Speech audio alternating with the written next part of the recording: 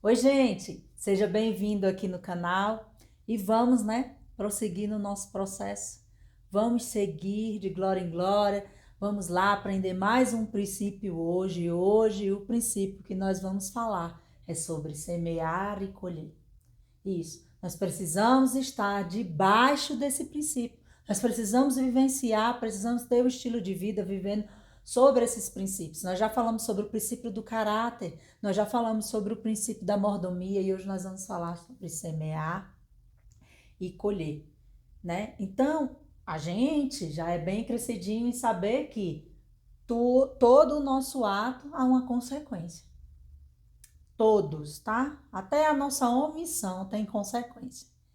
Então, as nossas escolhas são individuais, mas as consequências são coletivas e são muito maiores do que apenas uma escolha que a gente faz, do que apenas aquele ato que foi praticado por nós. Então, a gente sabe que quando a gente pratica a semeadura, o resultado dela, a consequência dela, desse ato é a colheita.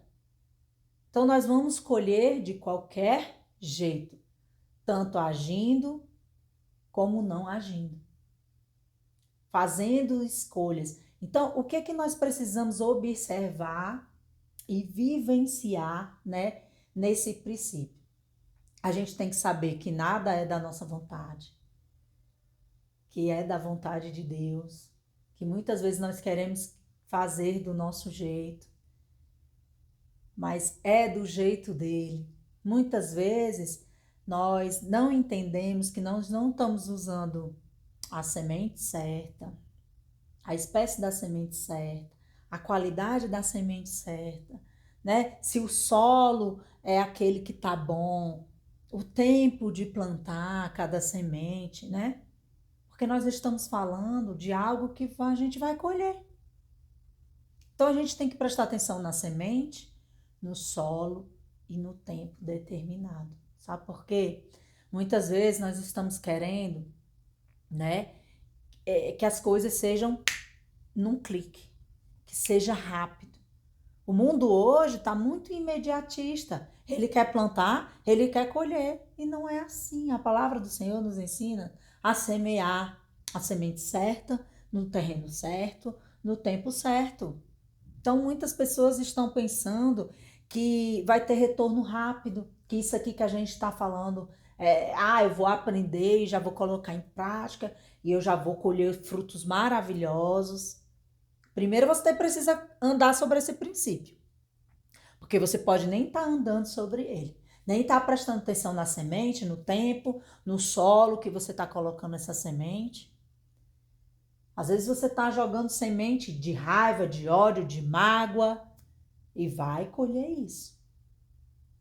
Então, tudo que a gente planta, a gente vai colher. E a gente tem que ter em mente que nós devemos, a gente tem o dever, a gente faz a nossa parte. Aqui, como em 1 Coríntios, a gente vai ler, né, no capítulo 3, no versículo 6 e algumas partes aqui do 8 e do 9. Que a gente tem o dever e é responsável por plantar, por regar, mas quem faz crescer é Deus. Mas a gente tem a nossa parte. Eu também não posso achar que Deus vai fazer tudo na minha vida. Que tudo está nas mãos dele, é a vontade dele e eu não posso fazer nada. Eu vou ficar aqui quietinha porque eu estou fazendo a vontade de Deus, né? E tá tudo certo. Não, quem vai escolher a semente é você, quem vai escolher o solo é você, quem vai plantar, quem vai regar é você. Deus, ele nos capacita, né? Nós não devemos ter medo nenhum da nossa semeadura. Ainda mais quando a gente anda sobre os princípios, ainda mais quando a gente anda sobre a obediência, ainda mais quando a gente acredita e confia nas promessas dele. Então ele está nos capacitando, ele está nos ajudando, né? E que a gente, para isso, a gente trazer bons resultados. Ele está nos ensinando como que nós vamos ter bons frutos. Que essa colheita vai ser boa e ela não vai ser pouca, vai ser muita. E vai ser de muitos frutos bons. Por quê? Porque nós estamos vivendo sobre o princípio dele. Porque nós estamos vivendo sobre a obediência, porque eu sei da palavra dele, eu sei as promessas que ele tem para a minha vida. Nós não devemos ter medo, não é para ter medo. A gente está aqui aprendendo. Ah, se eu não fazia, mas a partir de hoje eu vou observar esse princípio na minha vida. O que que eu venho semeado? O que que eu venho falado? O que que eu venho regando? O que que sai da minha boca? Como é que é o meu agir? Como é que é o meu pensar? Como é que é o meu falar com as pessoas? Como é que é o meu tratar com as pessoas? Então, aqui em 1 Coríntios, eu vou ler aqui para vocês, no capítulo 3, no versículo 6, tem assim: eu plantei, Apolo regou, mas Deus é quem fez crescer. No 8, o que planta e o que rega tem um só propósito, e cada um será recompensado de acordo com o seu próprio trabalho. Ele não está dizendo aqui que você planta e colhe, não, próprio trabalho. Então, cada um vai semear e vai regar, e cada um vai colher os frutos dos seus atos, das suas escolhas. Por isso é tão importante a gente cuidar da nossa mente, do nosso inconsciente, do que a gente está colocando para dentro. O que é que você está plantando, qual semente que está indo para sua mente, o que é que você está regando. É amor, alegria, é esperança. Ou não? É medo, desânimo, desesperança.